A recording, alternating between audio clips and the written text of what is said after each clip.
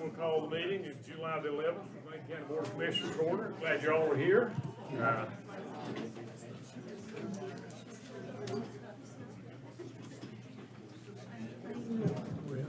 Did anybody sign up for public comment, John?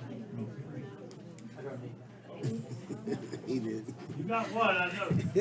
Carly, He's like, I want it. is there a sign-up sheet back there, John?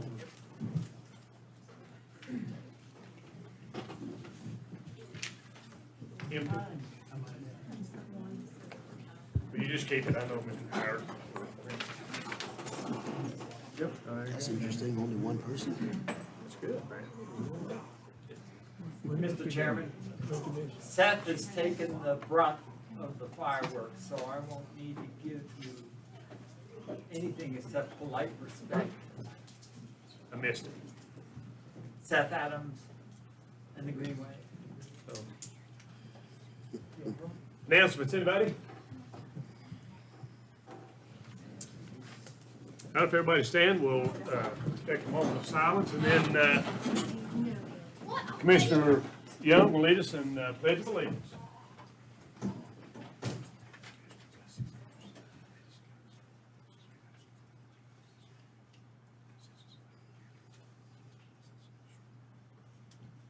Amen. Please address our flag. Pledge allegiance to the flag of the United States of America and to the republic for which it stands, one nation, under God, indivisible, with liberty and justice for all. Thank you all. May be seated. No public hearings tonight. Mr. Manager, public hearings, any? No, sir. All right, public comment period. I think Mr. Howard Carley's the only one that signed up. Welcome, Howard.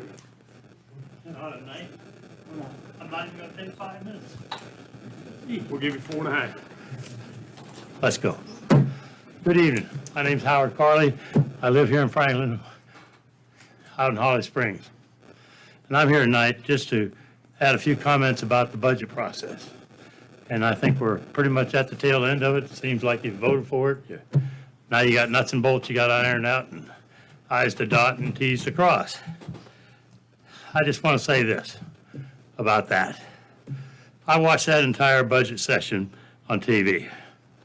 I was highly impressed with the meeting, with the discussion, the stuff that went back and around. I'm a little disappointed at some of the questions, but we'll get there. However, I was impressed with you guys. I helped get you all elected. I'm a Republican. I stipulated to that. I voted for every one of you. I'll do it again, provided you don't screw up between now and then. Okay? But I'm telling you, I'm really pleased with what you've done so far. I don't envy your job. I'm well aware of the promises that were made.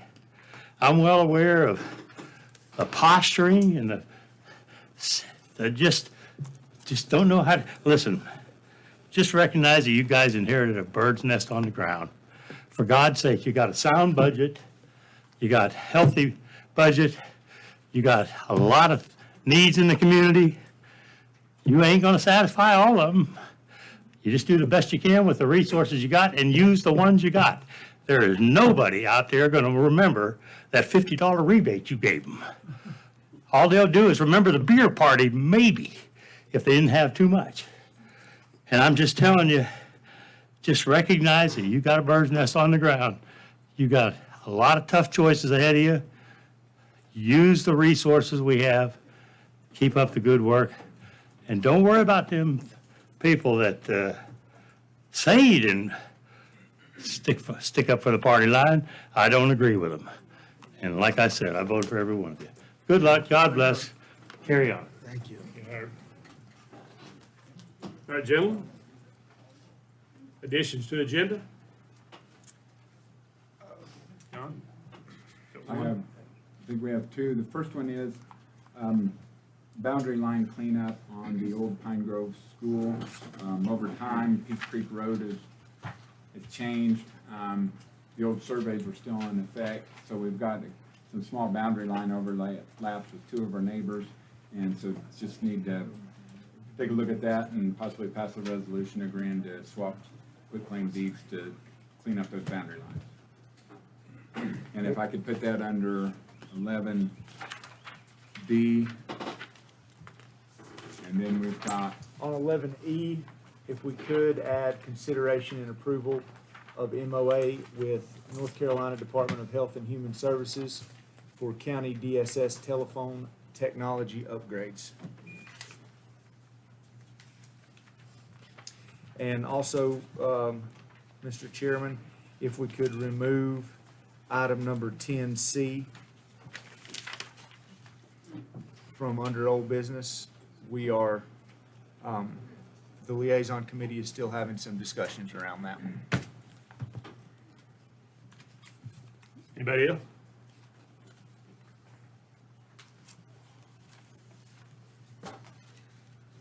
Any adjustments?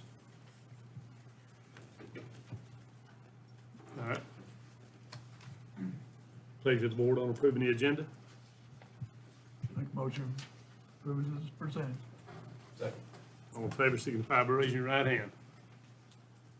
Let the record reflect it was unanimous. Thank you, gentlemen. Reports and presentations. Sheriff Holbrooks, you're up. Sir, thank you. I appreciate the time this afternoon. On June 23rd at approximately 1 a.m., dispatch received an alarming call reporting an explosion in the Ellijay community. Macon County Sheriff's Office, Macon County EMS, and Cullis Agent Fire all raced to the scene. The first two responders on scene were deputies Brandon Carter and Daniel Long.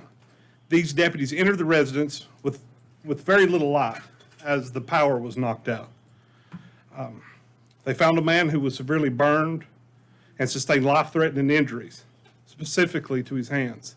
Deputy Carter and Long calmly, quickly, and without hesitation immediately worked to apply tourniquets to both the victim's arms. It's my belief that these deputies, Carter and Long, saved David Holland's life that night. Their quick action and training prevented David Holland from bleeding out. These two men exemplified courage and selflessness with their action on June 23rd. And every day they come to work prepared to do what is necessary as a public servant. I'm honored to stand before you tonight and present these young men. One, Mr. Carter is on vacation. Why in the world anyone would want to go to New Jersey on vacation is beyond me. But Deputy Long is here, and I'd like to present him with the Life-Saving Award. Yep. So, Mr. Long, if you come up here, please.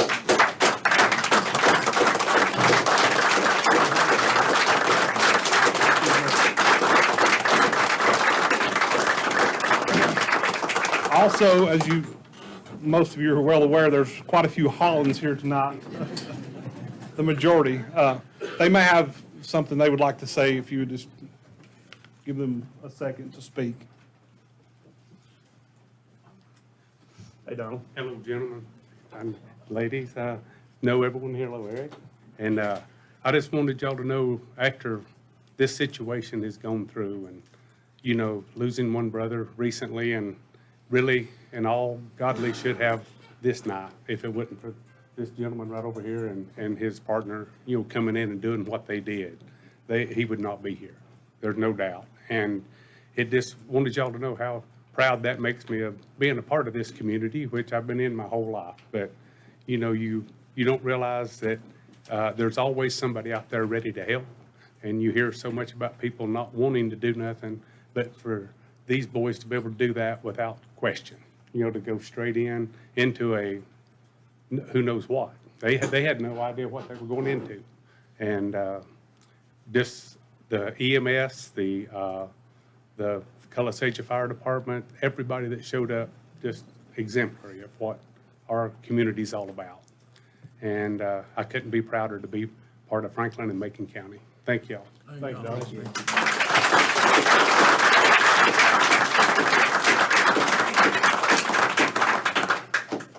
Anybody else?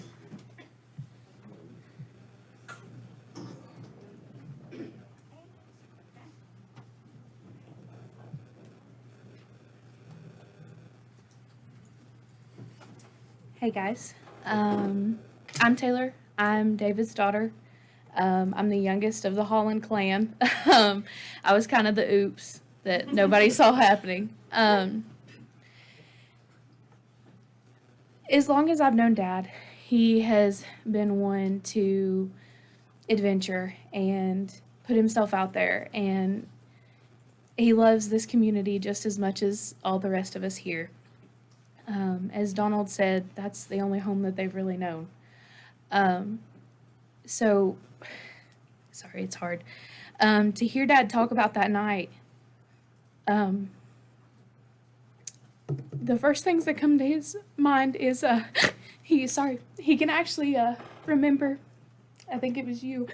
He said, he tells a story of him tightening the tourniquet so tight he thought he was going to pee his pants.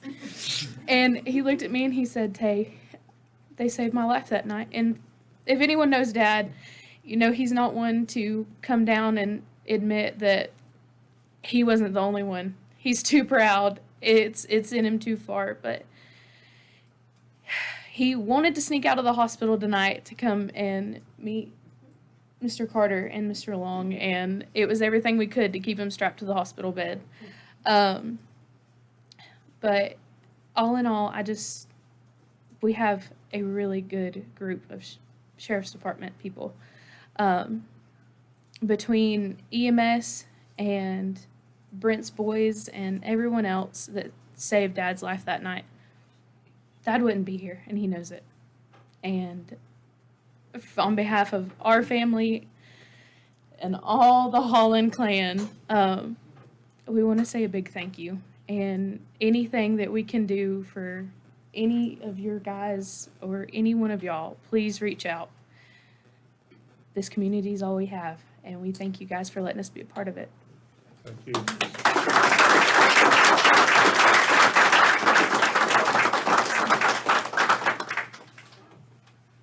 Anybody else? Everybody know David Holland, know these Hollands. They're a vital part of our community. For those of you who are praying folks, keep this family in your prayers, particularly David and these people that put their life on the line every day. Keep them in your prayers. That's what makes Macon County unique. So thank y'all for coming, Tammy and all of you, Donald, Bruce. Thank y'all for being here. You're in our prayers. Anything else? All right. Franklin Garden Club. Oh, I forgot to ask. I wanted to add Franklin Garden Club under 9B. I guess as chairman, you can pull a boo-boo. Shirley, come on up. Shirley and Fran. This is Brenda. Brenda? Hi. And I slipped this on you guys. I've been in Macon County like a lot of these folks most of my life. I've seen them little signs, Franklin Garden Club. Well, who's that? Right here is the Franklin Garden Club, folks. There's a few more of you, 3 or 4 more. oh, we have 60 members of the Franklin Garden Club. And some of them are seasonal. They come up, you know, summer or winter. And then we have some that are working and can't attend our meetings. But we average about 20 to 25 people per meeting. And then we are dedicated to each spending 4 hours a month in the 2 gardens that we do, the Rankin Square and the Clock Tower. And now we've taken on the Rock Garden that's down there in front of Bit Willow. We'll be doing that one also. And so we take our time and we come in there and try to make our city look as pretty as possible. This year we also, well, we do every year, we do the planters in front of the businesses. And we do that the week before Mother's Day. And then we have the big plant sale the day before Mother's Day to raise money for our group. And you do an absolutely beautiful job. Well, we get a lot, when we're out there working, we get a lot of compliments from people coming by and saying, and we had 2 people that came by that's in garden clubs in other states, and they made a comment that their garden clubs don't work in any gardens in their city. And we're dedicated to making Franklin beautiful for our guests and for the residents that live here. I came by yesterday and there's this little lady out there with a leaf blower blowing off the sidewalks. I mean, it's phenomenal. Those gardens, if y'all hadn't been down to the town square, their side is beautiful, the other side, Yeah. and that's why I wanted to bring, we've talked about it, Shirley. Yeah. We've discussed it. We've discussed it with the town, and it's just kind of hanging there. And It is. I'm so old, I can't wait long on anything to happen. Me either. Two things I want to maybe direct the manager or somebody in the next month or so. We want to improve the courthouse grounds. If you get out there and look at the sidewalks, Right. they're terrible. terrible. Tree roots are busting their sidewalks up. And we've had those discussions, but we need to designate a key person to do that, I think, and we'll be doing that in the next few weeks. And there's some things I think needed some repairs around on the tower part. Yes, the We clock need to- tower's got to have the water fixed and the can't wait. turf. We It's shouldn't need bad. much water this year, the rain we get every day, Yeah. but we do need to get it. It's amazing how many people, that's the center of Macon County. Uh-huh, is. right, It it is. really Yeah, is. it is. And if you're down there, and I'm down there a lot, see, and it's amazing how many people that are not from Franklin walk around that, come over to the courthouse, and they're very complimentary on what you ladies have done. And as a citizen, and as a commissioner, I truly appreciate what you're doing. The second thing is, if there's anybody interested in public service, please, how do they get a hold of y'all? Or this is a public advertisement right We're on here. Facebook. Yeah, we have a Facebook page. When it's. Yeah, it's Franklin Garden Club. Any of you young people who are interested in Yeah. learning from these ladies and contributing back to your community, please help them out. You all do, it's such a beautiful job. And, On that note, we are very privileged to have Teen Challenge coming out, and that is the absolute nicest bunch of young men. And they got out there, 400 bags of mulch and they were throwing these things at each other. And one of them said, give me another one, give me another one. And they were throwing these things, and they did so much work to help us, because we're not spring chickens anymore. And so these guys were out there, polite as they could ever be. They say goodbye to each one of us, and at the end of them being there, they have a prayer. It just warms your heart. I Really watched good them work. group. And they don't have any water. So if Right. we could maybe have a couple of cases of extra water somewhere. But we've been getting it from the bank, but we hate to keep asking them every time that Teen Challenge comes. And they don't get to come when I ask them. They tell me when they can come. They have agendas every day. And Kyle will say, 2:00 this day, and I go, oh, Kyle, it's hot. And he'll go, that's it. So you just have to go out there and suffer. And I watched them work that one day. It's phenomenal. And it's a great Yes, idea to utilize them. absolutely. They like that. They need that. Right. And so again, thank you, ladies. We've got to get the other side of the square spiffed We up. do. Well, while we're still standing here, repairs need to be made on that clock tower. I was trying to get a picture for Facebook, and I was trying to get a good side of that tower, There wasn't one. and there's not a good side. It needs repairs and, of course, paint. In one of our meetings with the town, they were soliciting from the Job Corps, and we met with the Job Corps folks, and like I say, it's still just hanging there. So we need to have a point person. We need to spiff up the Yeah. center of Macon County, and Well, with- those people that are coming in, those visitors that sometimes get in our way, like traffic, those people are bringing in money to this town, and they're supporting businesses. They And are. so we need them. We need them to come in. We like them when they go too. So, but we need that money, and we need that good reputation of this being a great place to live. And y'all are making that happen. That's And, right. Anything else, ladies? Floor is yours. That's it. That's it. Thank you so much. All All right, right, thank thank All you right, all. give them a big hand.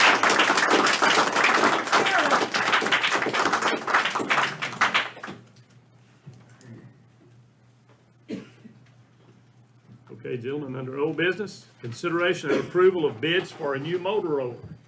Health Director Kathy McGaha, Melissa Stetzer, and Jimmy Villiard. Hello. So, as you may recall, at the final budget meeting, it was voted and approved to set aside funds for the purchase of the new mobile dental unit. If you'll refer to your packets that were provided tonight, there is a summary of our process, the bid tabulation form, and all the bids that were submitted. Just to give you a quick summary of our whole process, Back in April of 2022, I had met with the maintenance staff in regards to our mobile dental clinic for our children. The current unit was purchased in 2003 with only cosmetic upgrades in 2013. With this unit being 20 years old, the parts are now obsolete and your manufacturer states there's no aftermarket parts. On August 9th of 2022, Kathy McGaha, Health Director, and I presented the Molar Roller Capital Improvement Plan to the Board of County Commissioners. After discussion, we were asked to look at options to have the unit repaired at a local business here in town. At that same meeting, the Board of County Commissioners also voted to bid out the purchase of the new unit. On May 1st of 2023, after 8 months of discussion and research, the request for proposals for the new dental trailer were released to the public for bid. All questions regarding the RFPs were due by Monday, May 22nd of 2023, with sealed bids being due to the Macon County Finance Office by 4:00 p.m. Wednesday, May 31st of 2023. Once all the bids were released to our department, we then formed a committee of 7 individuals, including Jimmy Villiard, myself, our dental staff, and maintenance. We wanted to confirm that all aspects of the bid packages were met to our approval and what was proposed in our bid package. After careful review, it is our recommendation that we have a motion and move forward with the purchase of the mobile dental clinic, awarding the bid to Lifeline Mobile. All right, gentlemen, you've heard the presentation. Thank you, Melissa. Jimmy? Kathy? Discussion?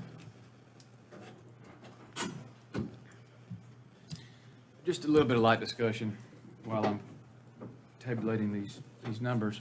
I had several teachers reach out after the budget process, and they expressed, how thankful, they were, because a lot of these children, they really don't get the medical care, and they really do go down through the checklist. So I did hear some positive feedback, and I know, speaking with Ms. McGaha, I want to make sure that every child, has the opportunity to at least be seen. So tell me again exactly what we're looking for here to purchase. So what is included in this bid package, and what we were looking for is to upgrade the unit. With this unit, what we were looking for, it would be a turnkey unit.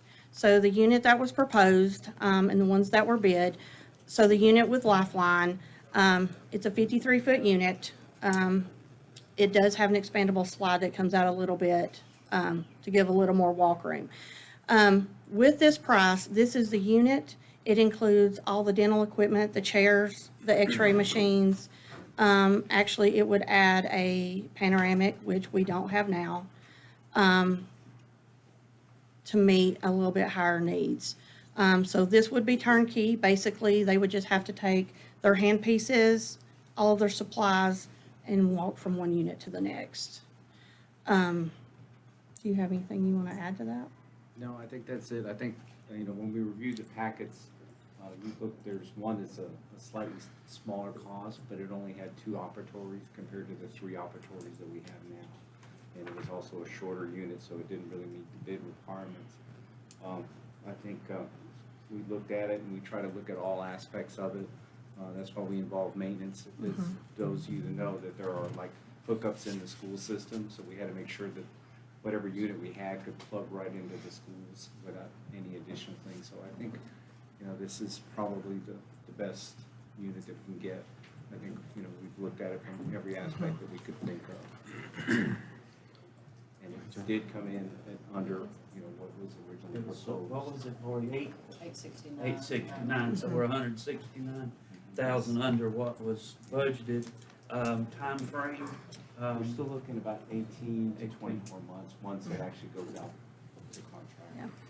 And you're sure that this is all inclusive? There's nothing else that has been overlooked as far as we know, and whenever you build a house, there's always something you didn't think about, but we looked at it very carefully, and that's why we got our dental staff in to review it, because we can look at the nuts and bolts, but they're actually the technical experts, and they went over it and said it meets their needs. So we don't anticipate any additional Unforeseen. And the unit that we're using now is, we're, with our fingers crossed, is gonna last us for another 18 months. Fingers We have much crossed. choice at this Okay. point, yeah. You're gonna leave it in one place for 18 months? We're gonna try to move it where we can, as long as we can safely move it. You know, that's the issue. I wouldn't take it up and down the mountain to Highlands, because I'm not sure how it would come back. Will the new unit be going up the mountain? Yes, sir. Down Haley? At this point, no, because if the school can't accommodate it. And I think, Nantahala School can't accommodate it? it's not hooked up for the plug-ins at this point. It's not wired for it. And disposal of the old unit? How do you do that, Laura? I'll have to get you as the board to declare it surplus, and of course, whenever we get the new one, Mhm. then we can put it on And we, GovDeals. and we can did put a reach minimum out to bid. find out, what we could expect back, and what were the figures that were given. So the manufacturer told us that, and it will all be based upon what the rates are when we do sell, but he figured around 50 to 60,000 right now, the shape it's in. And that's mainly because a lot of the technology is just obsolete. Yeah. It's old tech. I mean, I'd like to go on record and make sure that the students in Nantahala have the same opportunities as of every other student in Macon County. Can we make sure, I see some of the school board back there and the new superintendent. Can we make sure there's a rotation with, plenty of maybe, I think what they've done in the past is when the motor roller was at Cartoogies, right? They would Right. bus the kids down from Nantahala. I'm fine with that, as long as there's, again, adequate, knowledge Yeah. or. Yes. or We want planning every where they child don't- to have advantage. Yeah. Anything else, gentlemen? You've heard the presentation. Thank you all for that. What's the pleasure of the board? Chairman, I'd like to make a motion that we award the bid for the new molar roller to Lifeline Mobile in the amount of $700,419. I second that motion. We have a motion and a second. Any further discussion? All in favor, please signify by raising your right hand. Let the record reflect as unanimous. Thank you, folks, and good luck. Thank you. Thank you. Item number 10D. 10B, discussion regarding Nantahala broadband request for proposals, RFP. Jeff Lives, Little Broadband Services. Welcome, Jeff. Thank you, gentlemen. Jeff, will this be on there? Yeah, I'm gonna put it up there right now.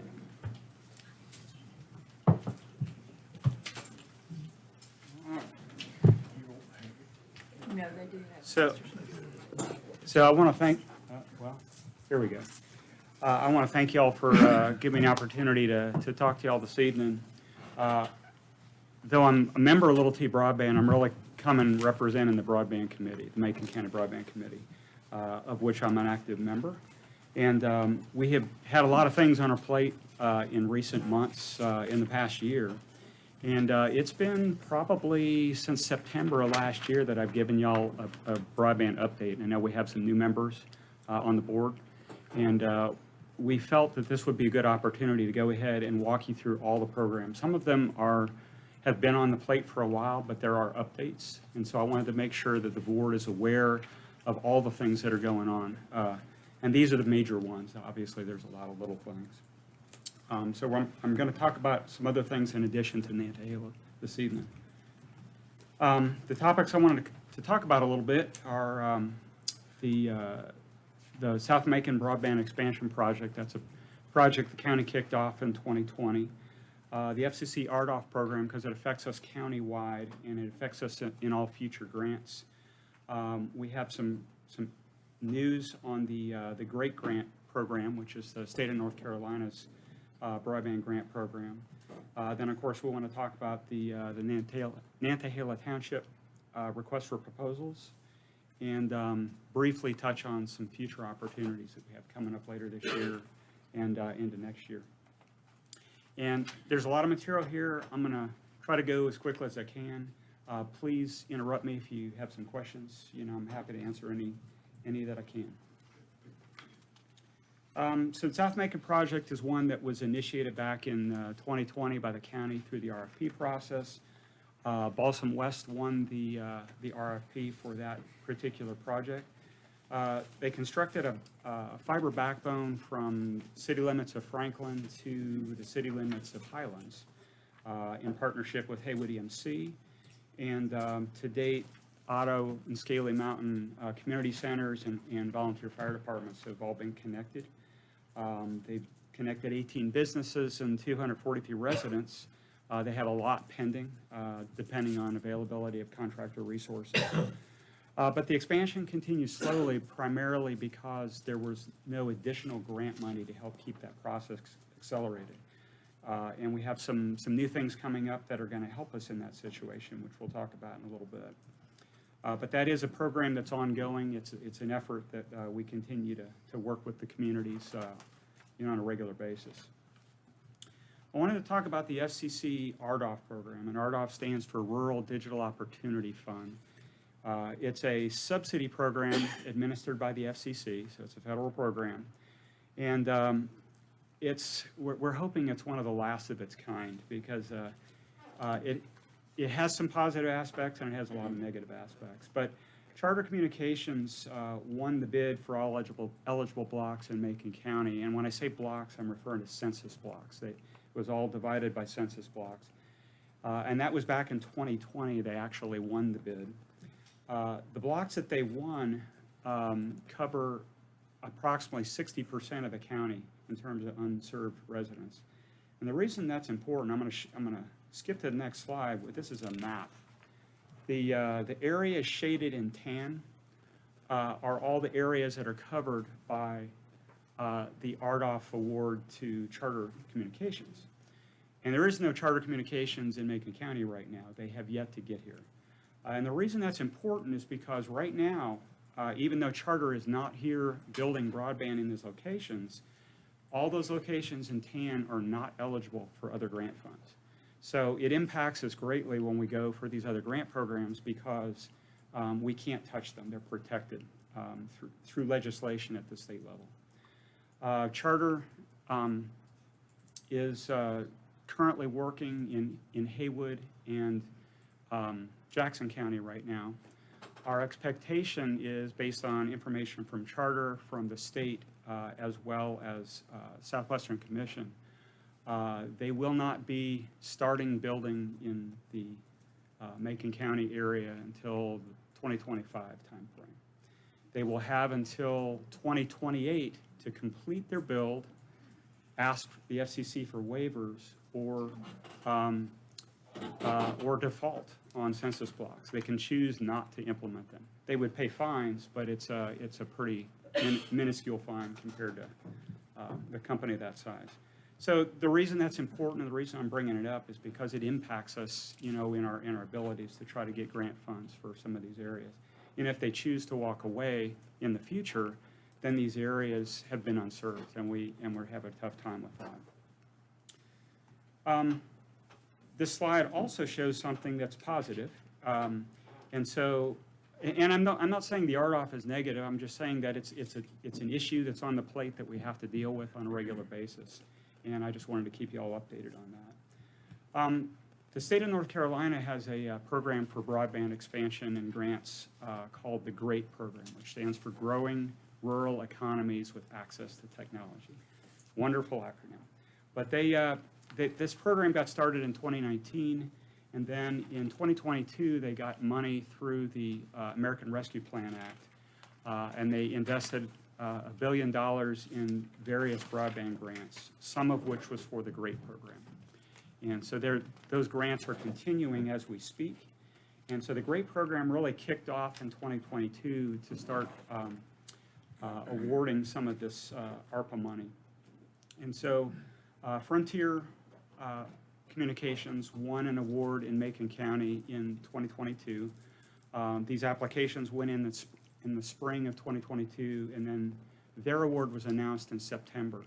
The county just signed the agreement with Frontier and with the state back at the beginning of May.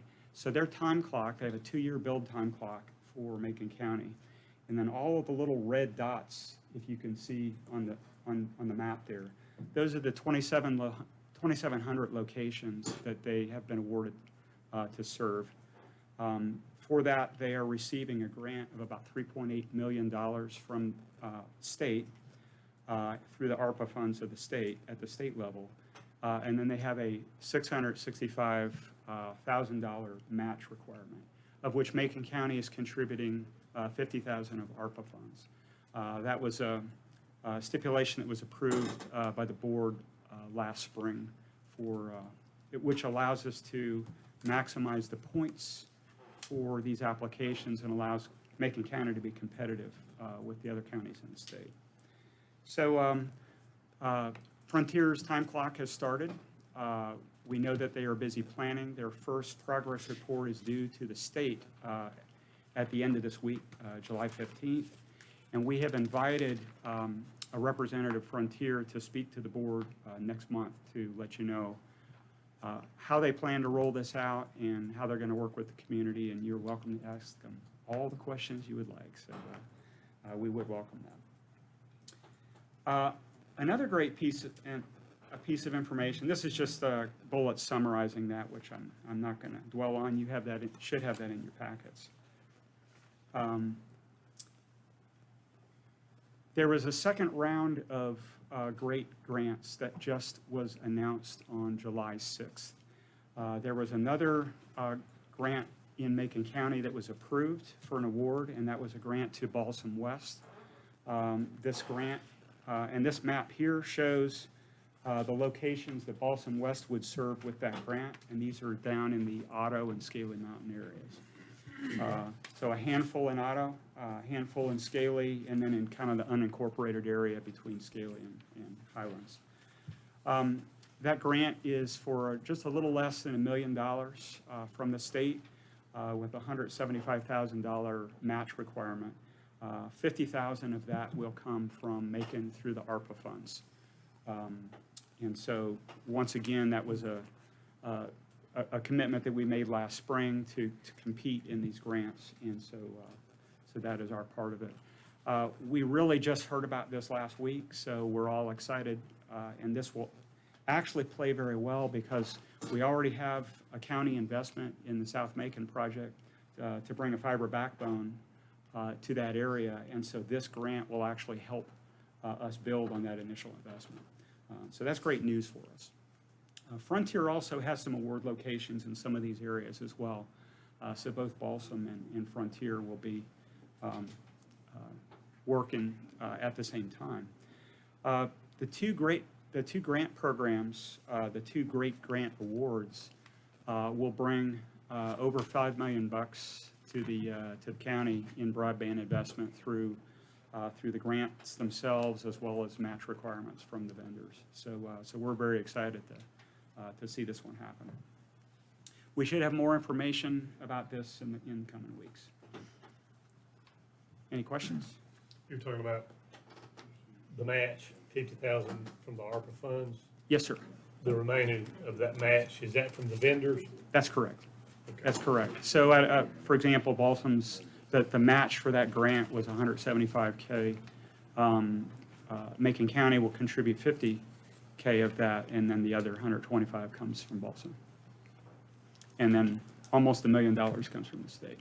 So, so it's a good return on our $50,000, I would say, in my opinion. Okay. So this is just some bullets summarizing that. Once again, these are in your slides. But we're very excited to hear that news just last week. The Nantahala project, we came before the board last fall to ask permission to go ahead and develop an RFP, request for proposal for the Nantahala area. We were seeking to provide some relief in the area. We had a project in that area to build the library, the new library annex. We also have several county facilities in that area, a volunteer fire facility as well as an EMS facility and some annex buildings. And none of these areas have good communication. So the area suffers from lack of connectivity, no cell service, and They have minimal coverage from Frontier, and it's intermittent service from Frontier. And of course, there's no good path to get there. You have to go over the Hawaii Gap to get there. But so anyways, we sought to pull a project together. There were some funds that would remain from funds that were allocated for the Nantahala Library project. And so we put out a request for proposals where we released that in January, and then the response window closed in March. And then our initial plan was to actually take some of those funds and create a grant like we did in the South Macon project to entice vendors to come in to build. Because of some changes in the NC laws, we had to change the scope of the RFP to be more of a procurement of services to reach the county facilities. The counties are now restricted in how they can provide grant funding specifically for broadband. And so we had to remain kind of within the guidelines of that. And so what we did in that RFP is we requested fiber service, a fiber service bid for 5 county facilities in the township. And included in there are the,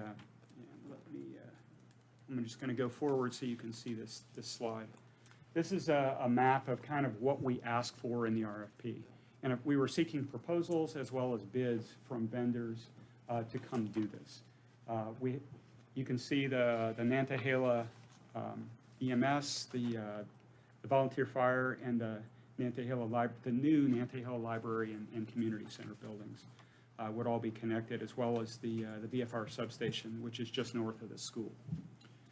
And then we would like all of this to be connected via fiber so we can provide reliable voice telephone service to the emergency facilities, and so we can also provide high-speed internet connectivity for the library facility. They can't use the facilities without high-speed internet, so they can run their kiosks and their other computer systems.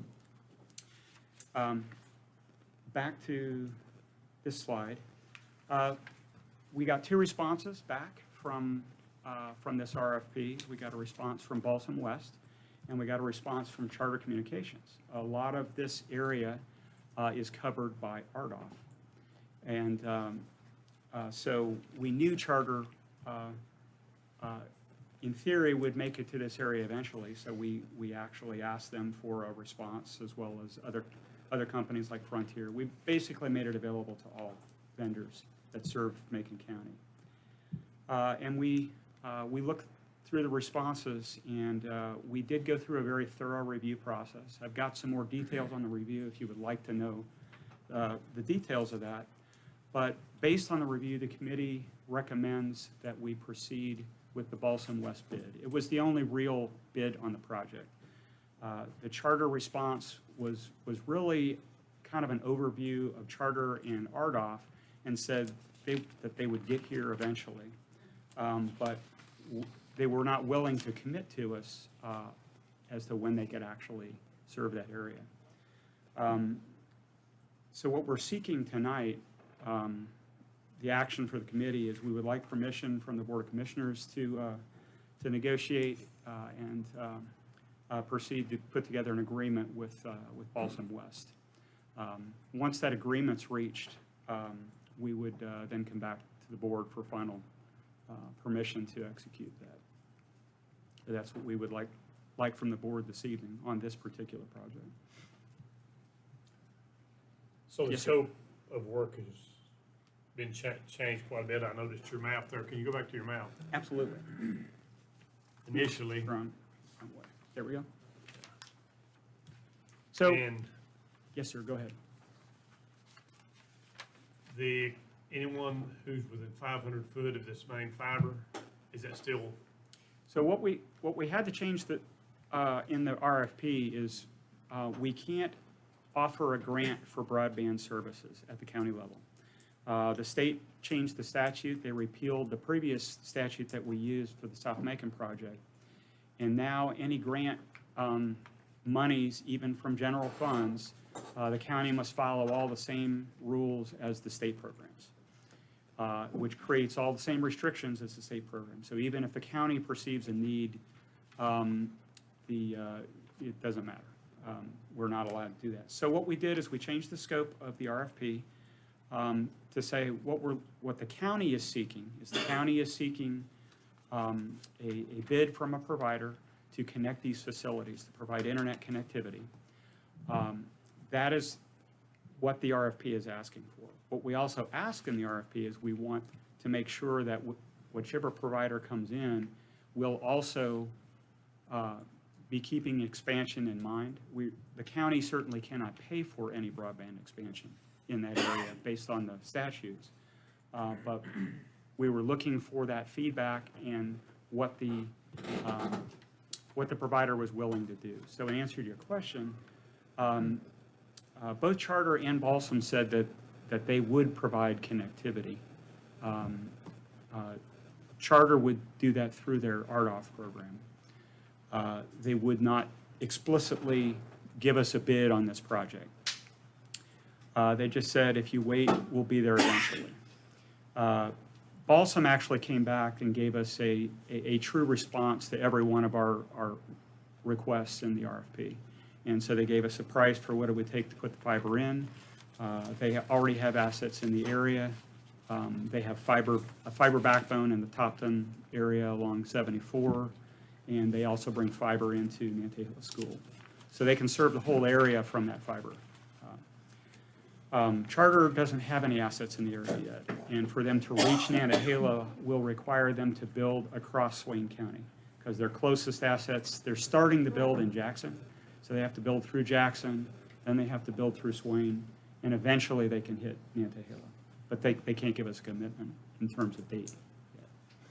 So the answer is Balsam West has said that they do plan to provide connectivity to anyone within 500 feet of the fiber route. So the answer is yes. They did in their proposal, yes. And then I see from the EMS all the way down to the rec center, it's a dead zone.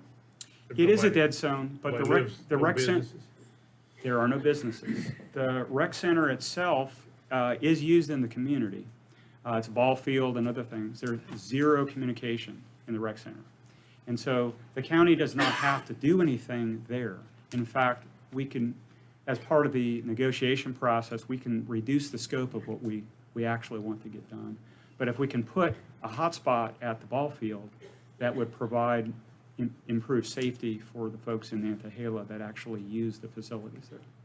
So right now, there's no cell service. So if they need to call an ambulance, they need to do whatever, there's nothing. They have to drive them down to the EMS themselves. And that's their helipad when they need one. Right. So we felt that there's value in that. Certainly, the recycling center is just there. It's kind of on the path. But there is value in trying to provide service at the rec center because the community could use that as a hotspot. You know, you're asking permission to just start negotiating with people. We're not talking. With Balsam West. Yes, we would like to proceed with Balsam West and boil it down into a final bid package and then come back before the board with that I know final when we bid did package. South Macon, we were going to use that as a cookie cutter and our part of that was what, 400? 580 would for South Macon. And the cap that we had set for Nantahala was 400 based on the funds that were available.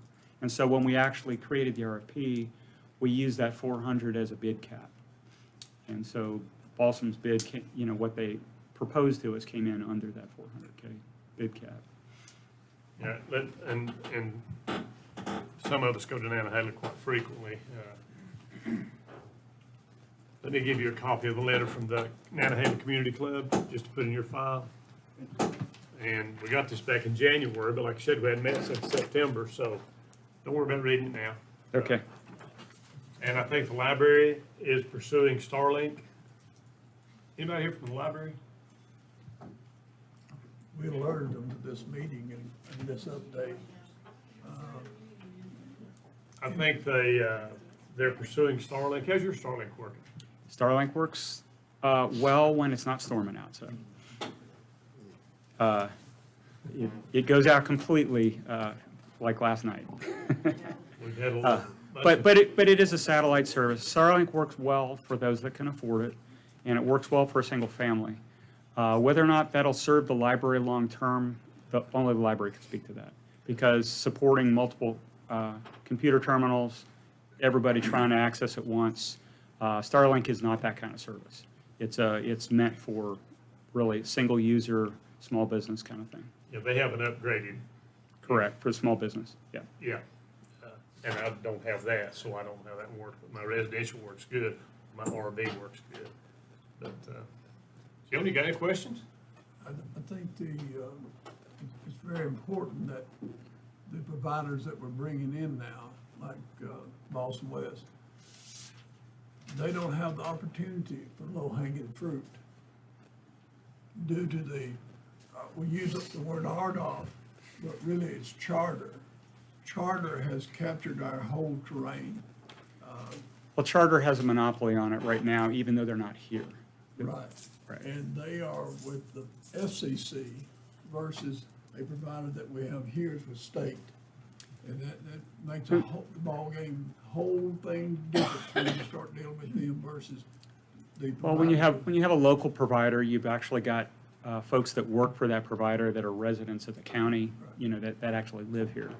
A larger company like Charter, like Frontier, they have offices in a regional location. Frontier, Hendersonville, that kind of thing. So it's different. I will say, you mentioned Starlink, and that is certainly a good short-term solution. If they have open field view and they can see the sky and it works for them. I will say that I would not use Starlink for lifeline communication. So if you want to depend on it for a volunteer fire department or for the EMS, you do not want to be counting on that, because when are you going to get those phone calls? You're going to get them in the middle of that torrential thunderstorm when trees are coming down.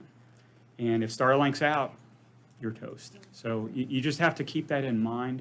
It's a great service for casual use, for those of us that use Netflix, for email, for that kind of thing. And it works very well for that. But you can't depend on it for a lifeline. You really want a hardwired service for your emergency services. So that's something to be considered. Mr. Chairman, an audience question? Would you take? 10 seconds. Lloyd Talent is above the airport, which of course is served. Balsam refuses to service. There's some 58 homes that go along Lloyd Talent up to Lake Emery Road. Please look into that. All I can recommend is to keep working with Balsam West. I mean, I don't work for them, so we could certainly, if someone would contact me, I'm happy to help them work through the issues. Broadband Committee's always happy to help, wherever we can. So, thank you. Sure. So you're needing, what do we need, a consensus to allow you to? Yes, I don't think it takes board action, does it? No, we just need a consensus to accept the bid and begin negotiating contract with Balsam West. And then start discussing funding. Okay. Well, I guess we would need a motion to accept the bid. It wouldn't Well- hurt, and then just authorize us by consensus to negotiate the The contract. funding's already in place. Where's the Money's bid? already- Where's the bid? Pardon? Where's the bid? He's gonna be negotiating that, right? So we have the proposal that was prepared for them. What we would go negotiate with them would be the final bid, and that's what would need to be approved. The We do- final number. The final number. Because right now, what they gave us, in their proposal, they presented more than we probably would want. And so what we need to do is whittle that down. But we It's a want, proposal, we're turning it into a contract. Right. We would bring you the contract back to execute. to approve, yes. But tonight, we're needing action on the We just, proposal. yes, to accept Balsam West's proposal. and Basically, to as the negotiate a winner of the contract. RFP, so that we can proceed to talk with them. So we don't have any numbers that can be presented to us that were for this proposal? We do have numbers. I mean, they presented a bid of about 375,000, I'm trying to remember this off the top of my head because I don't have it in front of me here. It was about 375,000 to actually, for the fiber itself. We had gotten quotes a couple of years ago for the library project for 350 just for the library itself. So this was much more reasonable. And then there would be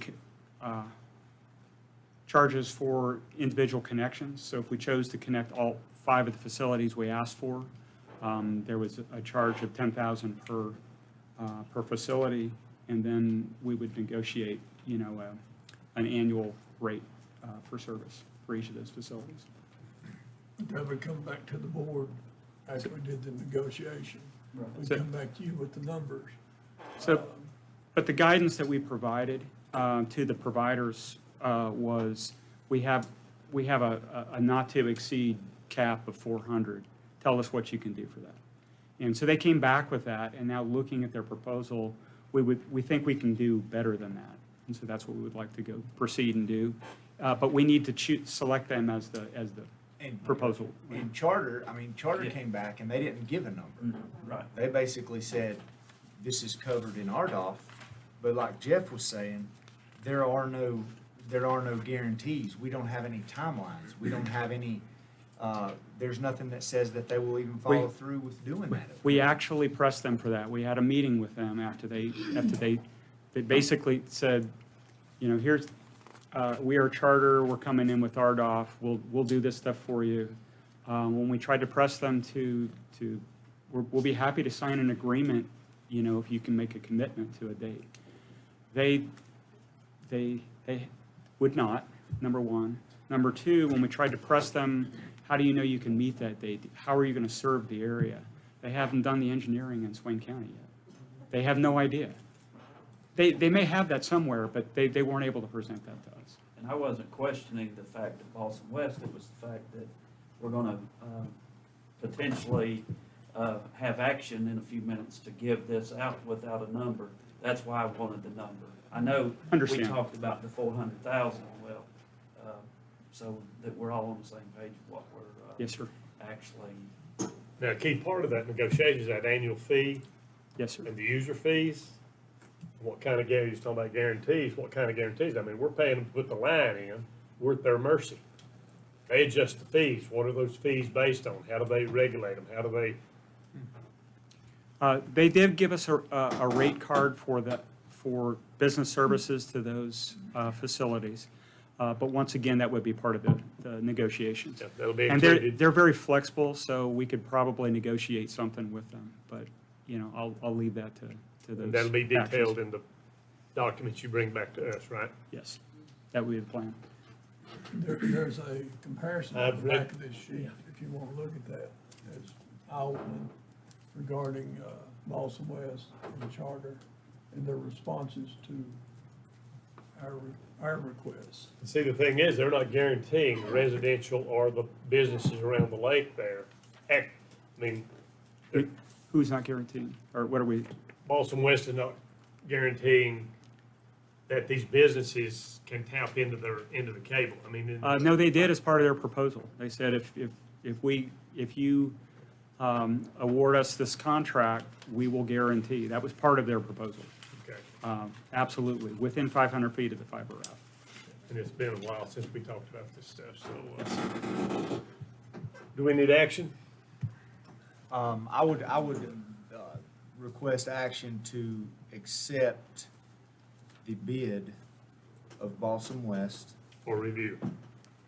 and to negotiate a contract to bring for consideration to the board. Make that into a motion. Gentlemen, we have a motion. You're a second?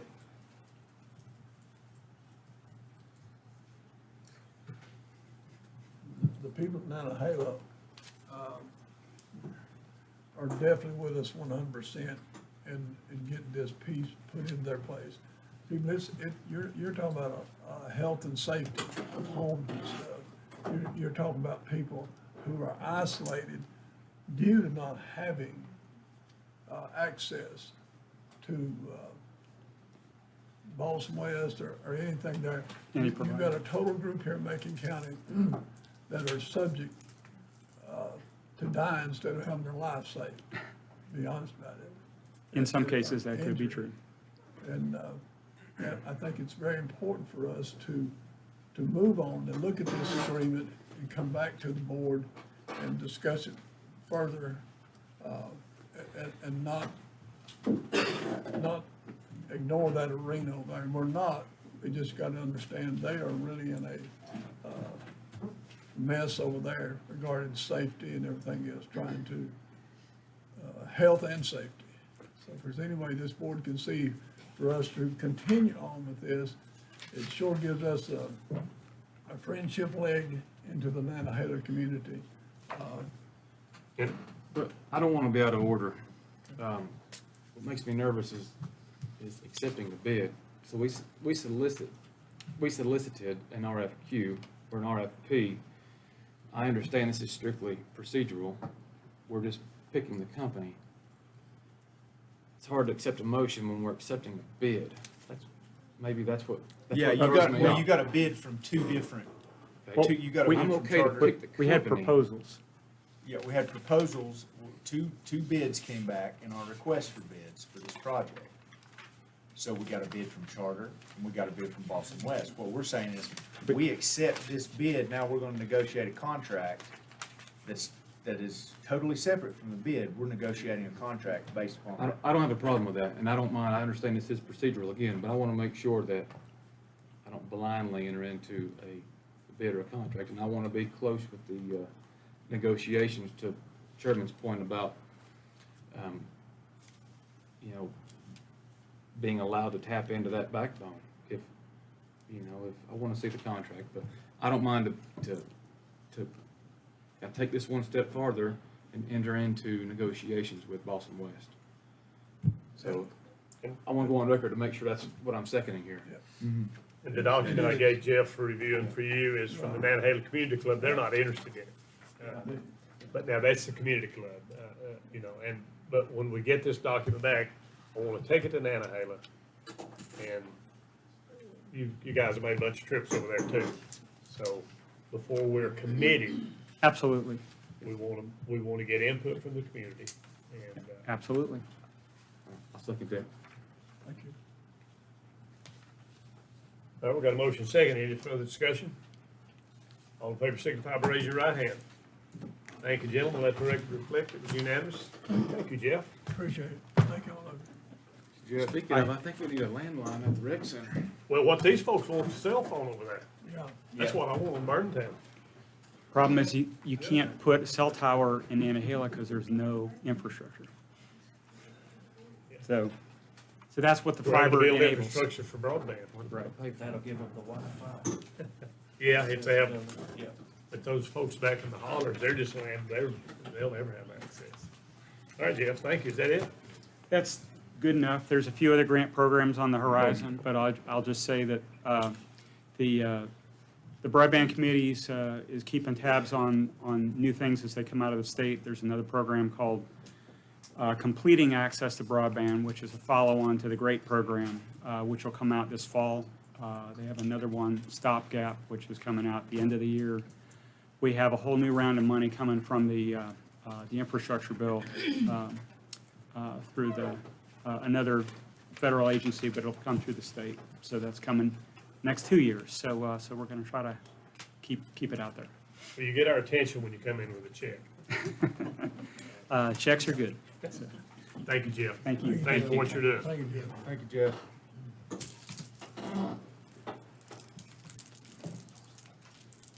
Okay, item 10C has been taken off. Item 10D, discussion regarding Union Academy in relation to Franklin High School project. Commissioner Shields. Thank you, Mr. Chairman. My support of the Franklin High School project, new Franklin High School project, is not hidden anywhere. I'm very much for that project. But a piece of this project deals with the grant monies, $50 to $60 million in grant funds. But a piece of that goes along with that. In order to get that grant money, we had to develop a concept of school within a school. And before I make my motion, I'd like to recognize our superintendent, new superintendent, Josh Lynch. We met last week, Brian Moffitt there. Deidre met with us today on this concept, school within a school. And I want to give them, since we've had meetings, 2 meetings, an opportunity to, that I'm not proposing something that's out of your, that you don't want, that the school board did pass this, saying that they wanted to merge Franklin High School and Union Academy. Then I want to put that into a motion for this board to do the same thing. Josh Lynch, our new superintendent, anything you want to add to this? So, Macon County Schools, we are in full support of the merging of Union Academy into Franklin High School, and to support the project of a school within a school. One thing that would really enable us to do that whole consolidation and merger, there is a barrier that Union Academy currently has to navigate in terms of just proximity and distance. If we are to offer programs for our current students at Union Academy, transportation becomes an issue.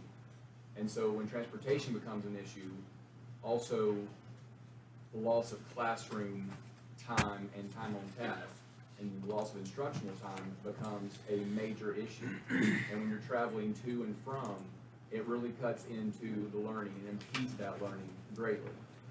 This would be one barrier that would be mitigated if the merger did actually occur and we had that consolidation. And there are other things that we can do when you have a school within a school model.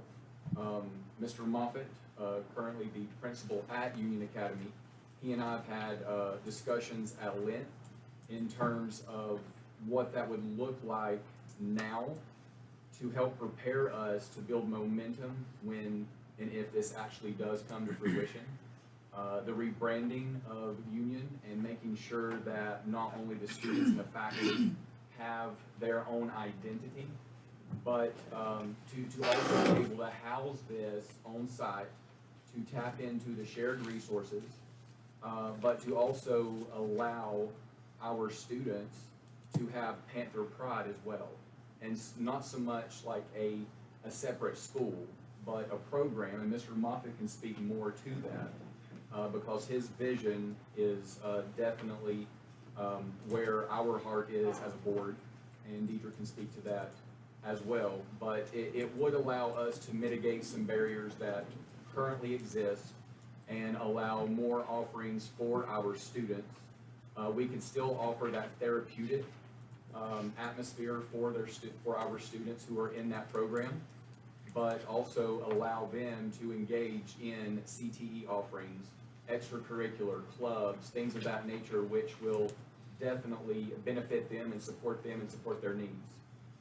So, Mr. Moffitt, let me turn it over to you, and you can speak to what that might look like as well. But in terms of our support, yes, you have it, and then that will take us working together as a school board to make that come to fruition in terms of programming and things like that. Just to make sure. Mr. Moffitt, excuse me, Yes. would you come to the podium, Yeah, please? absolutely. Thank you. Yeah, I was gonna stand up so I could see you guys as well. Yeah, thank you guys so much for the time. So, undertaking a great opportunity that both Dr. Baldwin and Mr. Lynch believe in me to take over Union Academy. So one of the things that Mr. Lynch alluded to was just the rebranding of Union. I think when Mr. Shields was in charge at Franklin High School just after I left in 2001, that's where we saw the alternative program begin, was just after that, correct, Mr. Shields? So seeing that in the time since its inception, the student population are there for all kinds of different reasons. Out-of-district transfers, that credits don't line up, are reasons that students can be there. Parent and student request for smaller class size, school size, that's another reason why students can be there.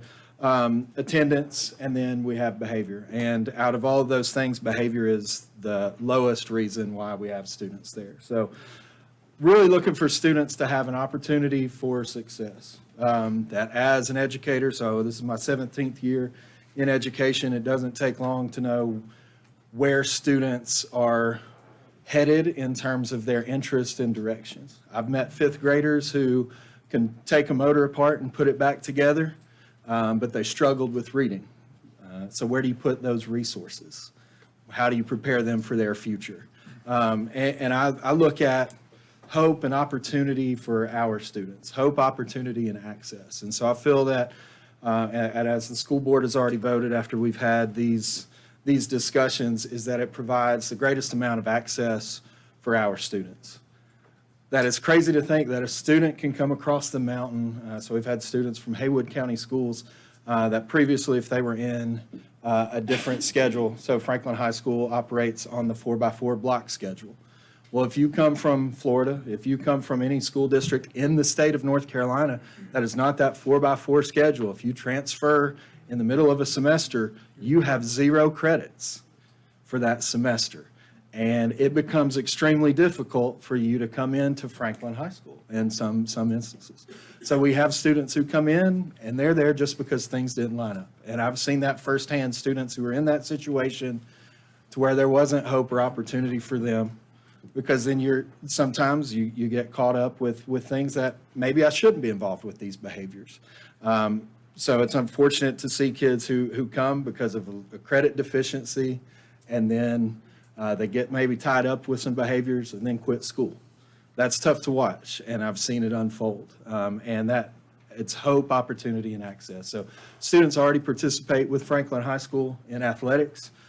We see that not only at Union Academy, but at Macon Early College, where I served this past year, and that's been a tremendous impact. Macon Early College, we hope to expand that at Union as well. One of our teachers, our faculty, he's also coaching, and so he's a track coach, so a high school track coach.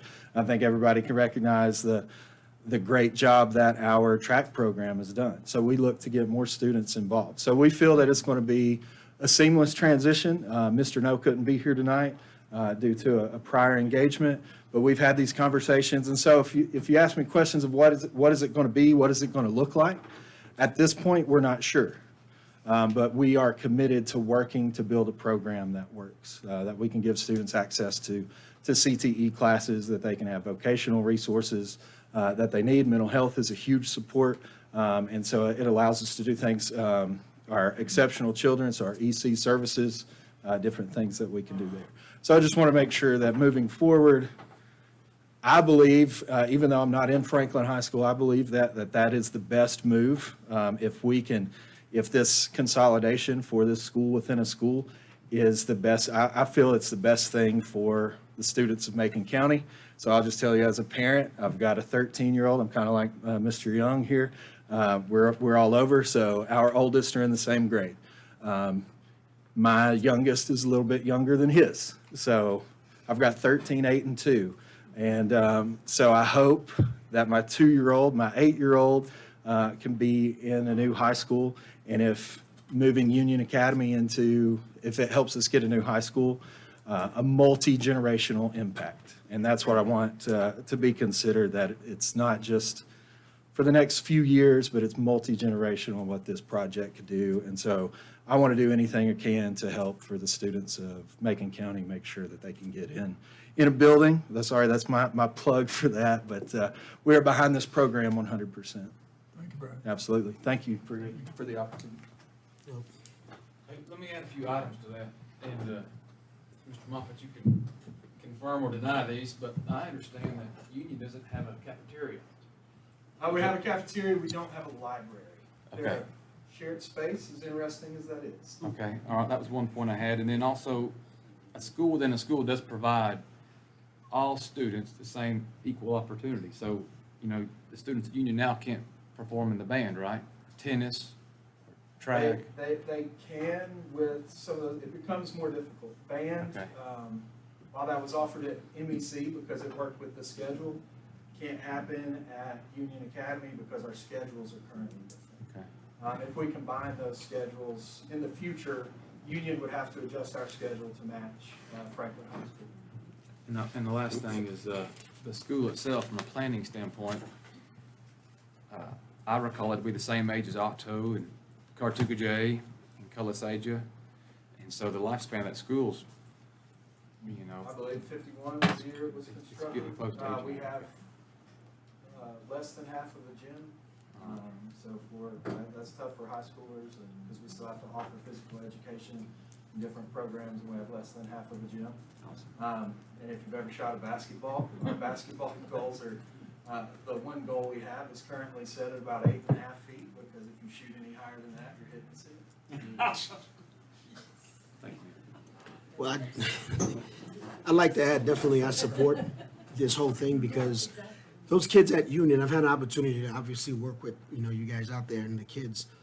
They deserve just as much as any other child here. It's not I don't consider that fair, especially with their parents also paying taxes here. So they're actually paying for their school as well. For them not to have the opportunity to be there, I think it's absolutely wrong. So I think it's awesome that moving them over to the new campus, they're gonna have access to everything that they did not have access to over there. I'm all for it. I'm 100% support for that.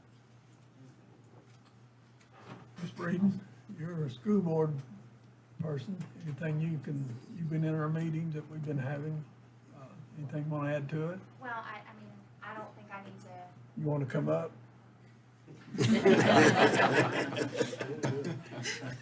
There's really nothing more that I can say on top of what everyone else has said, other than I know that some of the grant discussions has led to maybe some of the discussion of this consolidation, but my personal belief is still that regardless of the grant, this is what is in the best interest of our students. So I just kind of want to emphasize that. I'm with you. I'd like to make a motion now. What are we doing? Making a motion that the county commissioners agreed for the Union Academy to merge into the Franklin High School project. And the reason I'm doing that in a motion, I've got a feeling somewhere down the road, when it comes to that grant, that has to happen, that we agreed to this.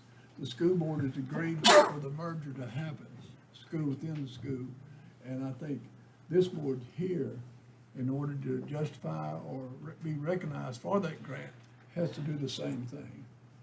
So again, I'm asking that this board, I make a motion that this board merge the Union Academy into the Franklin High School project. And we have anything else, Josh? You've been in the meetings too? Well, no, I mean, just a brief update on today. We had a liaison meeting. I think this is where a lot of this stems. The Union Academy, there was kind of a hole in the new school and, or the school design, and they were looking for approval from the school board and our board, and this is, again, procedural.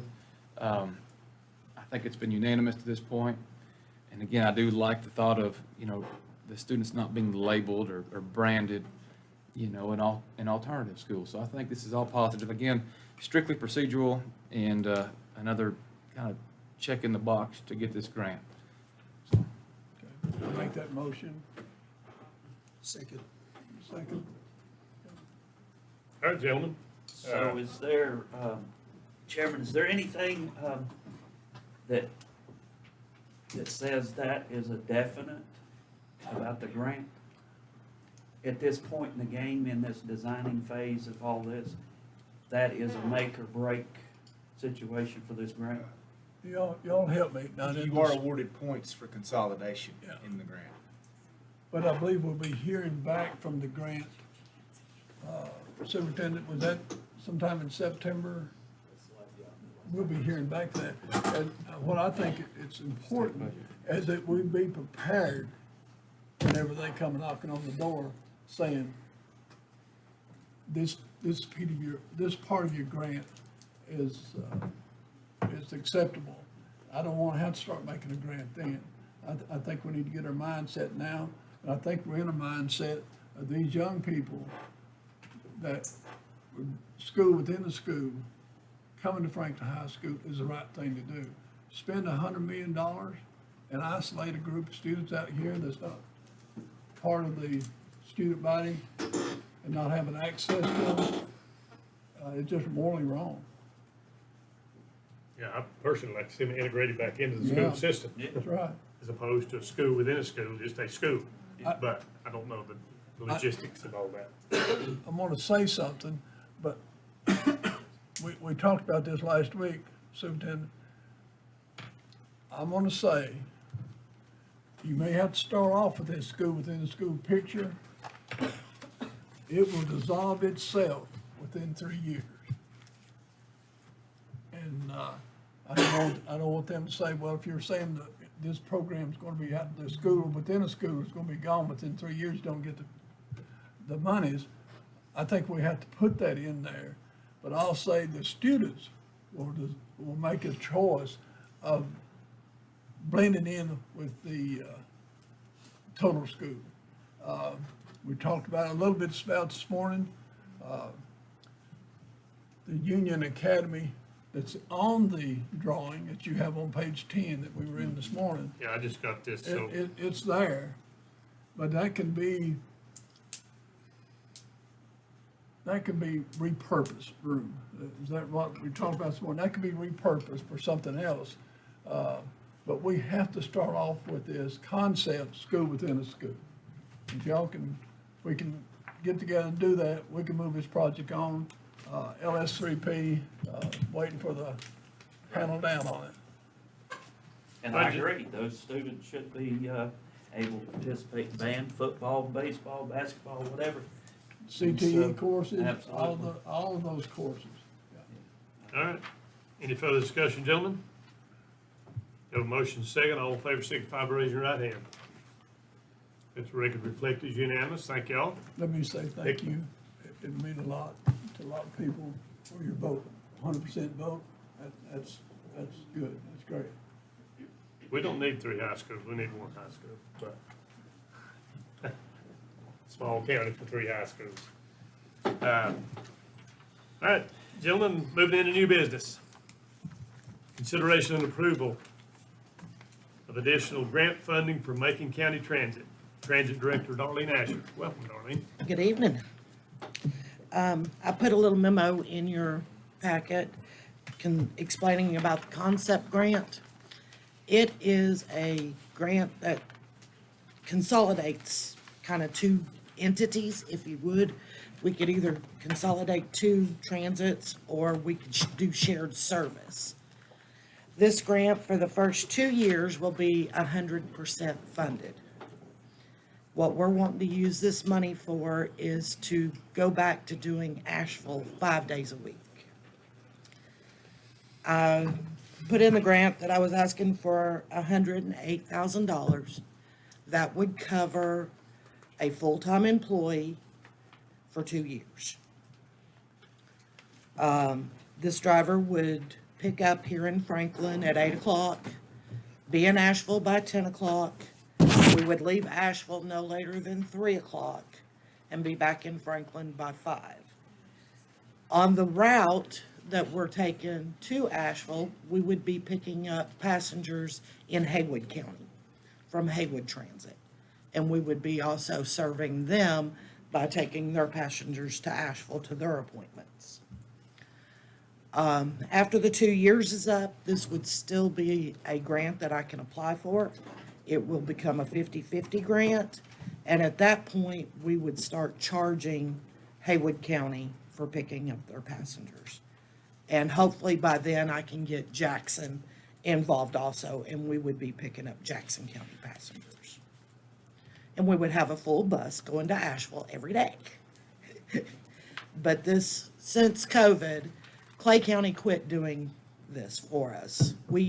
I know some of you haven't been on board very long. Clay County used to pick up all of our passengers going to Asheville, Monday through Friday.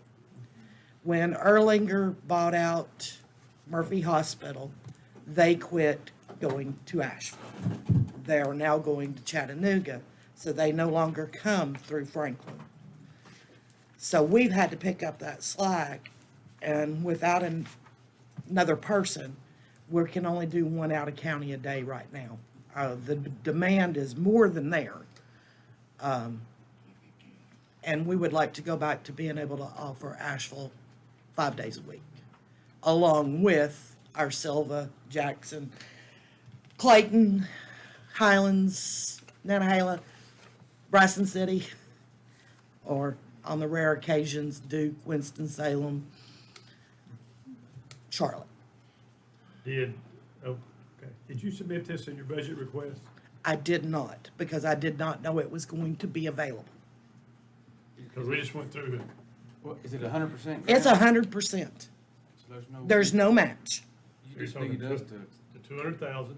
It's $108,000 for 2 years, and there's no match.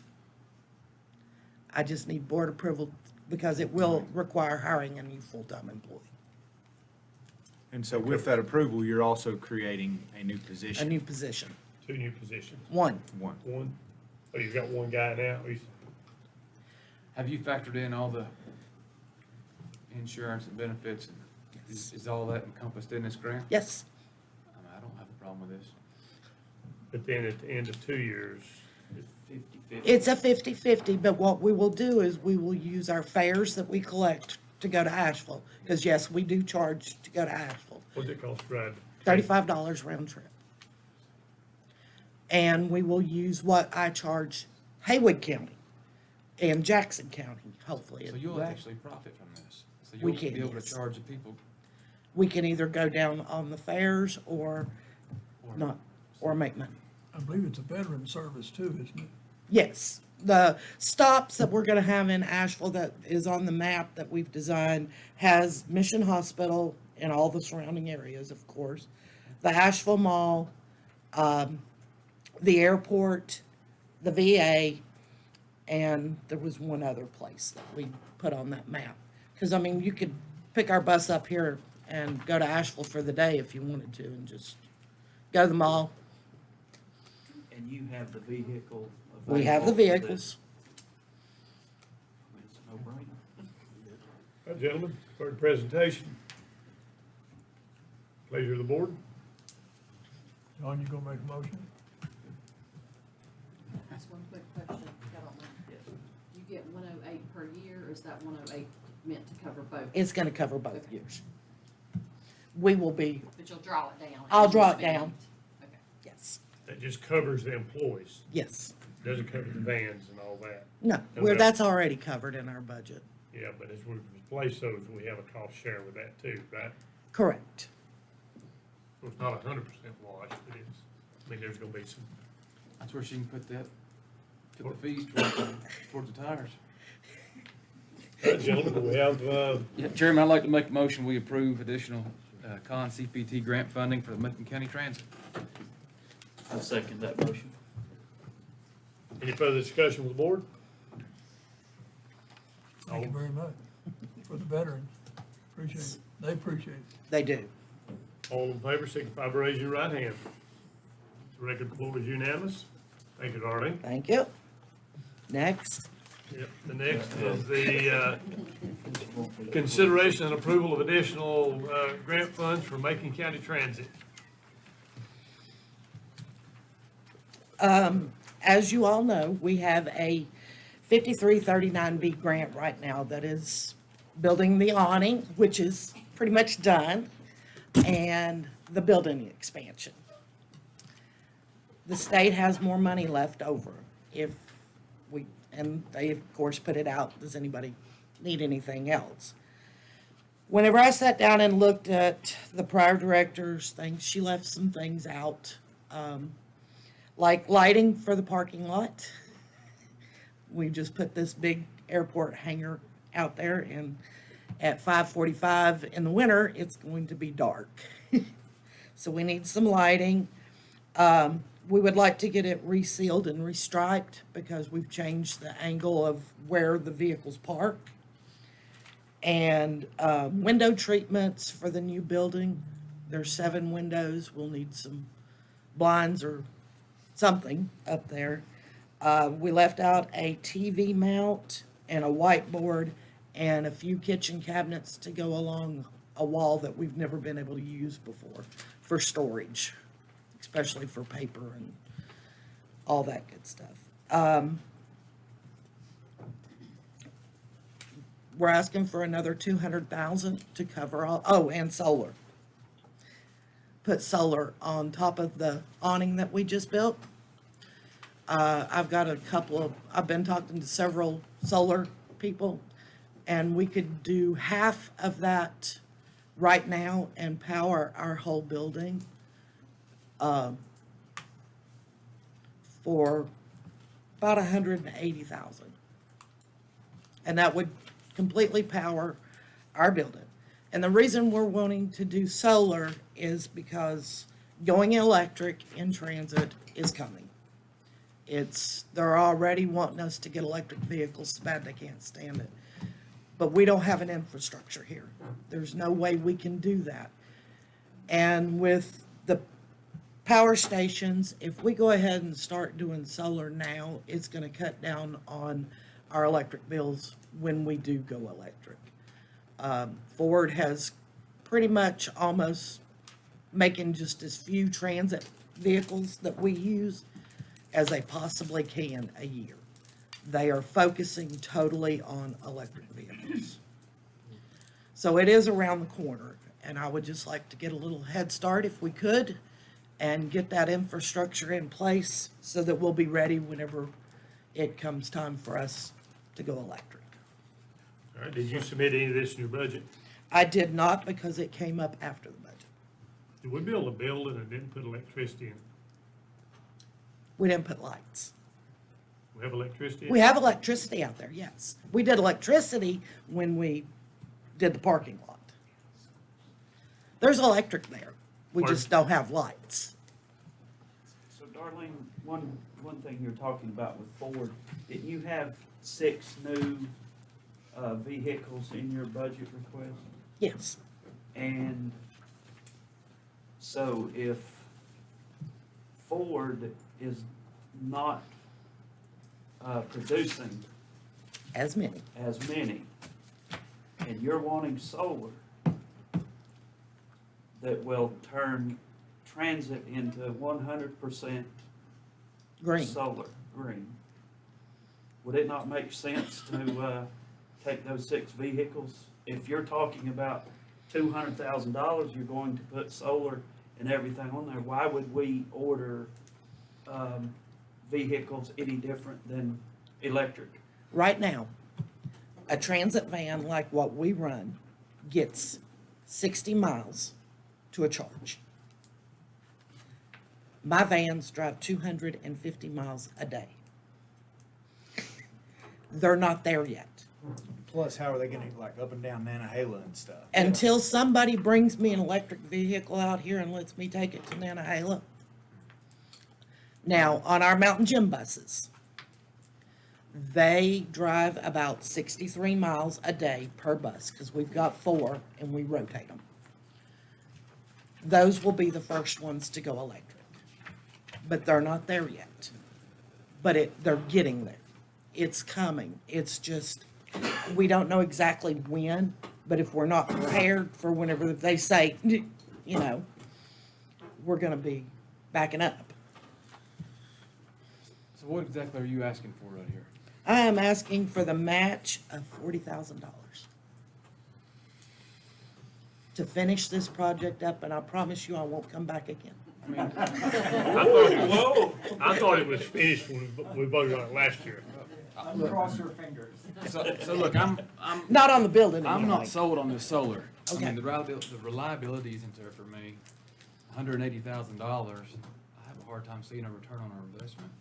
$200,000, is that, I mean, does that include your solar? Oh, yeah. That includes everything. I'm just not on the solar page yet. I wanna get you lights, and I wanna get you what you need. I think you need to restrike that parking lot. But, you're looking for 200,000. I'm looking and you're asking for, a the match 40. is a 40. Oh, that should have been in the budget. And that's hard to turn down. But I'm not sold on the solar stuff personally. What's the lifespan? On the solar, they've Getting quoted me vehicles 15 years. On each vehicle, Oh, on each vehicle? yeah. Like, what's the lifespan of these? On, these on vehicles? electric vehicle, Yeah. I have no idea. It'll never get there. I've only started barely looking at the electric because they're not getting the mileage. I know that they're pushing them very hard. The last 3 conferences I've been at they have had electric everything. I gotta say, I mean, I'm with Josh a little bit on this. I'm not fully sold on this solar thing with the vehicles yet. Well, it's not just for the vehicles, it's gonna power our whole building and our propane tank. So, Darlene, Power of propane tank, solar? It runs off electrical. Our gas pump runs off. The propane tank is electric. so the. And I mean, state- it- oh, sorry. We will go without a power bill, which right now is about $6,000 a year, without the expansion. So the solar, and you're gonna go all solar powered at Transit. What is the savings from the power bill for the county? It's gonna be a little over, about $6,000 a year. So you're looking for 40,000 and 5 years, we save enough from energy to pay the 40,000. But we're gonna And I'm getting parking lot striped. county facilities to the solar. Well, she's the only operation in the county, as far as I know, that operates her vehicles off of propane. Let me go another route. Okay, Sorry, no, you John. go right ahead. What's the estimate for lights? How much are we talking lights? Probably less than 10. And what about sealing and paving and painting the asphalt? That came in about 9,000. So as far as I'm concerned, the actual real needs are about 20,000. That's my opinion. Right. But the grant money is there, correct? Yes. But we have to have a $40,000 match. So if we just say the heck with it, we're gonna pay $20,000 for the parking lot and the light fixtures, and we're halfway there for the grant to get it all done. Has the state already approved this grant funding? Yes. Or is this like you have to have the No. match committed, then they approve it? No. So if the board approves this, we'll also need a budget amendment. Yes. We may need to back up to the item before and make sure it's clear that we had a budget amendment, because have those funds been approved, the No. 108? They haven't been approved No, yet? none of that grant hasn't went through yet. I don't have an agreement on that. So we'll have to come back to that? Yes. Okay, just wanted to make sure, sorry. Yes. And this is just adding on top of The existing. the existing. I just want to make that clear. We approve this 40,000 match against the 160 or for a total of 200. We need to make sure we approve a budget amendment appropriating the 160,000 grant funds and appropriating 40,000 county match from either contingency or fund balance. We've got 247,000 in contingency, so How much in contingency, how much? 247,000. My stance is we just went through a very contentious budget I cycle. know, I know. And it's difficult 2 weeks after we approve the budget. Here we go again. And when I voted on that, barn for the buses, I thought it was an all-inclusive. I thought that was catch me off. I know. So that's my difficulty. That's why I'm negative on this. But anyway, gentlemen, Well, the last conversation, or the last meeting we had, I asked her those very specific questions. How do we design something without knowing that we need lights? And it was just, I mean, to me, it makes no sense. How we can build anything without the idea that we need a way to see in and out of there at dark. I think they But it thought was that the an parking lot oversight, lights and- would work, but they're kind of above. Can you change the parking lot lights to floodlights? They're two power lights. They're on poles. Duke will change them. Right now, they shine down. It's intended to shine down. Yeah, but to it save won't on go light under. pollution. And our drivers has to check the oil and the belts and then all the power fluids every morning. Our vehicles do not leave the parking lot until they have a pre-trip inspection done. They've got to be able to see. Well, it's obviously, it's a need here after the fact, but it's still a need. I can make a motion that we, through contingency or the $247,000, that we go ahead and bring out the $40,000 to make this match go through. It's a need that she has. We don't need to make her job harder or more dangerous. And that would be my motion. We go ahead and, if you're saying contingency, so we. Yeah, and if you wouldn't mind adding to your motion to take the 40,000 match from general fund contingency and also appropriate the $160,000 of grant money for the total of $200,000. If you wouldn't mind making your motion, that is okay, Mr. Shields? Sounds good. That's my motion. Lori, thank you. Thank you. All right, gentlemen, we have a motion. We have a second.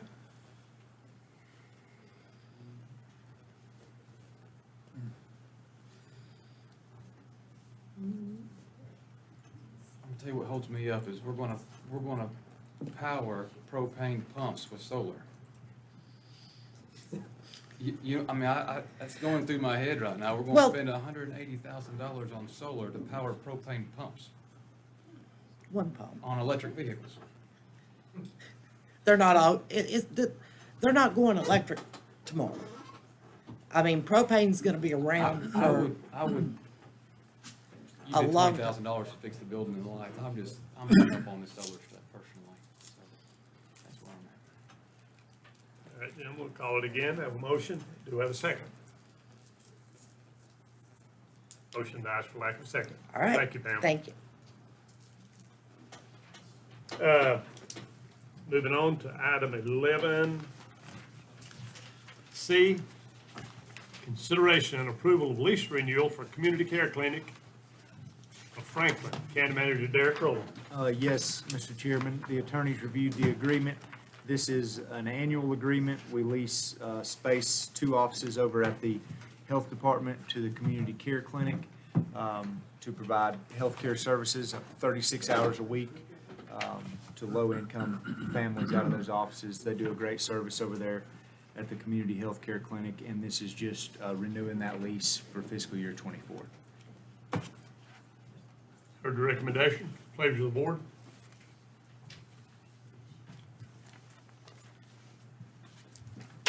I'll make a motion, please. Because Ellen will throw something at me if I don't. No, Ellen show for a long time. I make a motion, we approve the lease agreement with Community Care Clinic, and it's great service.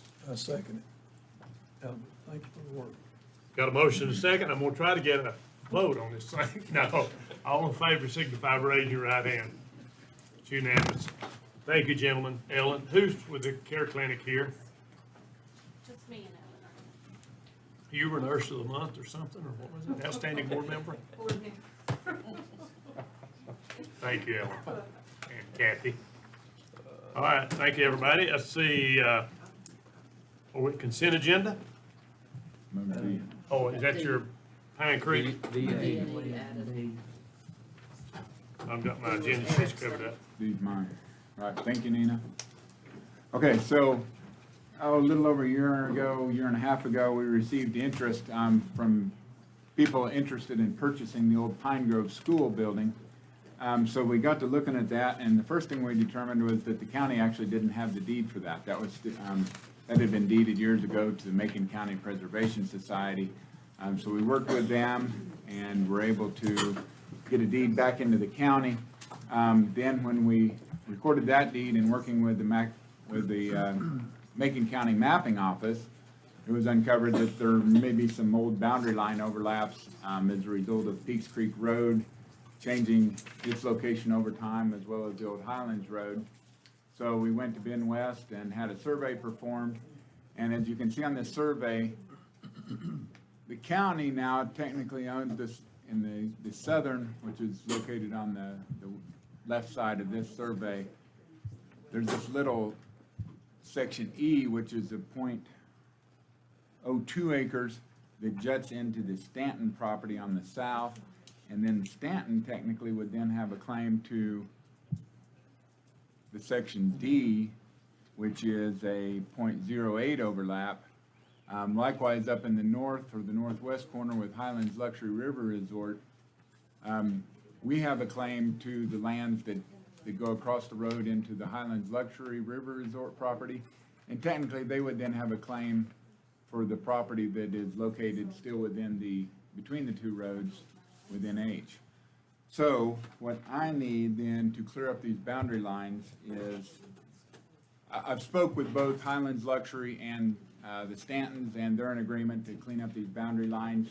We will then own all the property free and clear within the two roads, and they would have the property that is on their side that makes sense. The Highlands Luxury property on the north side of Peaks Creek would go to them, and then the property in the south in that section E would go to Stanton, and then we'd get the quitclaim deeds back from them.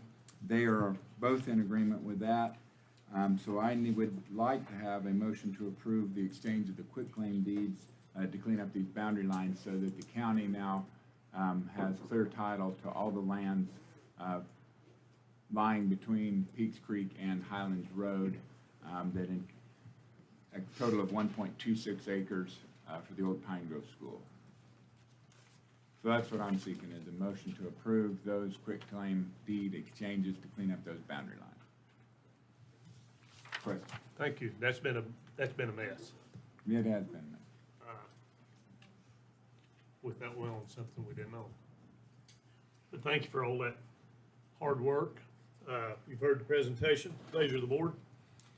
I think it's just old deeds, overlaps, new roads, and I don't think we're gonna gain or lose. I think it's just, again, cleaning up old title work. So at this point in time, I'd like to make a motion to approve quitclaim deeds as presented. Second. Have a motion second. Further discussion? All in favor signify by raising your right hand. Thank you for hanging in there on that. Now we own the property. We will, as soon as we get those exchanged. Ben is out of town this week, so when we get that Mylar back, we can record that, then we can record the deeds. And then you all can decide if you want to sell it as surplus property or do something else with it. Good deal. Thank you. Is there E with that as well? Yes. All right. E is the MOA. MOA, Ms. Conlon.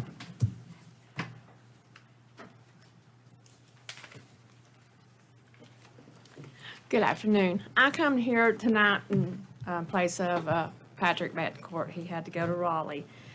So what our MOA agreement is whenever we upgraded our phone system here in Macon County, that, along with the Medicaid and all that, that helped us to be able to expand and where people can call in on the phone and actually do an application.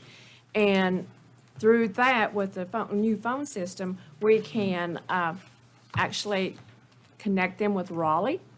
And Raleigh goes through this correspondence about their rights and responsibilities, and they actually take a digital agreement that they're signing their application.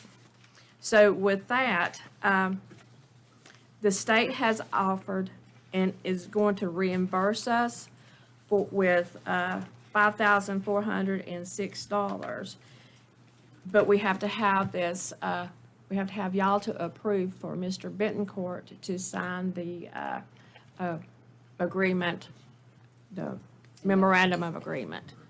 Basically, what I'm asking y'all to do is give me permission, give him permission to sign it so we can get this $5,000. Could you repeat that? Okay. Yeah. Doesn't cost us anything, right? No. We get money. That's all we need. And we have to have it before the end of the month. I'd like to make a motion to, how did you just put that? For y'all to give me permission to give him permission. That right there. You're giving her permission to give him permission to get. To sign it. That motion right there. I second that. $5,000. Take off with it. Heard the presentation, you got a motion? Yes. Second? Say here. All in favor, signify, further discussion? All in favor, raise your right hand. Thank you, gentlemen. Thank you for sitting through 2 hours. All right, we're down to consent agenda, right? Any particulars, any person wants to comment on there? Question? Hope you've had ample time to read, research. We'll entertain a motion. So moved, Chairman. Second. Have a motion and a second. Any discussion? All in favor of approving the consent agenda as is, please signify by raising your right hand. Thank you, gentlemen. Let the record reflect it was unanimous. Appointments. Is that still on there? For the jury commission One for the jury commission, that is who? is, pardon? Lynn Warner. Can somebody tell me what the jury commission is? Jury commission, every county in North Carolina has a 3-person jury commission. It oversees the compiling of a master jury list of licensed drivers and/or registered voters. This comes as a recommendation from the clerk's office to fill one of these vacancies on this 3-person committee. You've heard the presentation. What's the pleasure? What was her name again? I'd have to go to Lynn Warner. Warner. I feel like I need to ask this, just to clarify, but was this position advertised? Was this in the paper? Were there applicants, or is this an appointed position? Comes straight from the clerk of Comes court. from the clerk's office as a recommendation. I'm not sure what procedures that they used going to that. Where you Again, going that's a with that? state, that's one of those offices that's hybrid state and county. So I'm not sure what. Because you're saying that we've, Well, I just past precedent and future precedent, you know? you want to table it for discussion, to get a little more detail? Are they in a hurry? Are they in a hurry, Tammy? I'm not. She didn't say they had a time frame. She Because I didn't even know what the jury commission was. Of course, I've only been here 74 years. But I don't want to table it for 1 month. consent to table? Everybody good with I that? have Shauna's son. She's the one that spoke to me about come in and explain what you're asking. Who? Shauna Dunn. Yeah. Yeah. clerk of court. Yeah, all right. I think that's appropriate. Thank you, gentlemen. All right, that does our regular agenda. Thank you all for being here tonight. You can stay. We do have a call, closed session per 143-318.11A, and we need to designate, we've got 143-318.11A3 to consult with the attorney. We've also got 4 and 5 to discuss economic development incentives and to possibly negotiate a contract on real property. Oh, we certainly don't want to miss that. We got to stay. It only takes about 45 minutes. Thank you for being here. Hang around. We do not quit. Okay. Motion to go into closed session. Second. Motion. Who made the motion to go in? Young. Second.